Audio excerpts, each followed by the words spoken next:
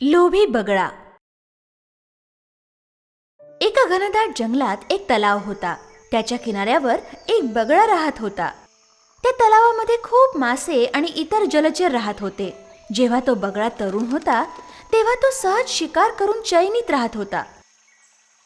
पण आता तो वृद्ध झाला होता. पूर्वीप्रमाणे सहजतेने मासे पकडू शकत नव्हता. बऱ्याचदा त्याला उपाशी राहावं लागत असे. एक दिवस तर त्याला एकही मासा मिळाला नाही. संध्याकाळी तलावाच्या किनारी तो भुकेने व्याकुळ होऊन जोरजोरात रडू लागला. तलावातील खेकडा आणि इतर माशांनी त्याला रडण्याचं कारण विचारलं.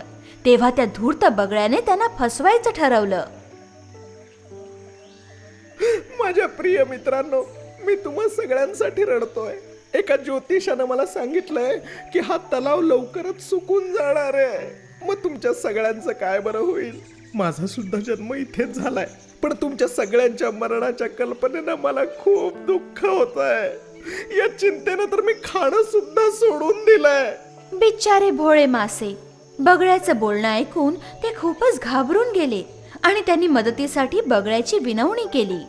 ओ बगळे भाऊ, तुम्ही आमच्यापेक्षा खूप मोठे आहात, अनुभवी आहात. आम्हाला संकटातून वाचवा. धूर्त बगळा याच संधीची वाट बघत होता. तो मदत करायला लगेच तयार झाला. इथून दूर एक मोठा तलाव आहे. मी तुम्हा सगळ्यांना एक एक करून तिकडे पोचवीन. तुम्ही तिकडे सुरक्षित राहाल. त्याचं बोलणं ऐकून मासे आणि अन्य जलचर खूप खुश झाले आणि बगळ्याला धन्यवाद द्यायला लागले. बगळ्याचे आभार मानायला लागले. वृद्ध बगळ्याची आता जेवणाची चिंताच मिटली होती. मदत करायच्या उद्देशाने बगळा रोज माशांना घेऊन जाऊ लागला. पण मदत करायला तो काही मोठा साधू संत नव्हता. मदत करायचं फक्त नाटक होतं. तो बगळा माशांना घनदाट जंगलामध्ये एका मोठ्या खडकावर घेऊन जायचा आणि सहज त्यांना मारून गट्ट करायचा. असेच दिवस जाऊ लागले. जागा बदलण्याच्या उद्देशाने सगळे प्राणी त्याला आपल्याला लवकर घेऊन जायची विनंती करू लागले. बगळ्याला आता भरपेट भोजन मिळू लागलं. बगळा मोठा खुश होता. एक दिवस त्या तलावात राहणारा एक खेकडा बगळ्याजवळ आला. मी किती दिवस तुम्हाला मला घेऊन जायची विनंती करतो आहे, पण तुम्ही तर फक्त माशांनाच घेऊन जाता. हां, पण आज मात्र माझी पाळी आहे. हां, कृपया मला तुमच्या पाठीवर बसवून त्या तलावात घेऊन जा ना. खेकड्याला आपल्या पाठीवर घेऊन बगळा उडू लागला. चला आज जरा चव बदलून बघूया. किती दिवस तेच तेच मासे खातोय मी. खेकड्याने विचारलं. मित्रा, सगळे मासे नवीन जागेत ठीक आहेत ना?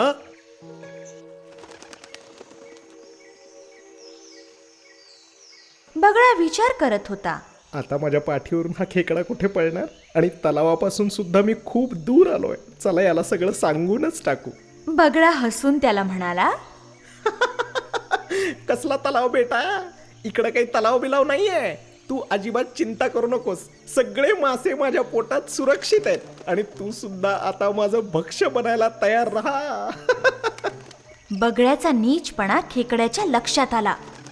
त्याने बगळ्याची लांब मान आपल्या नांग्यांमध्ये धरून मोडून टाकली.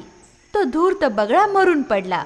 खेकडा आता आपल्या तलावावर परत आला आणि बगळ्याची नीचता त्याने सगळ्यांना सांगितली.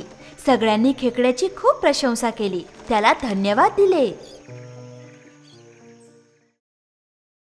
शत्रूच्या बोलण्यावर कधीही विश्वास ठेवू नये.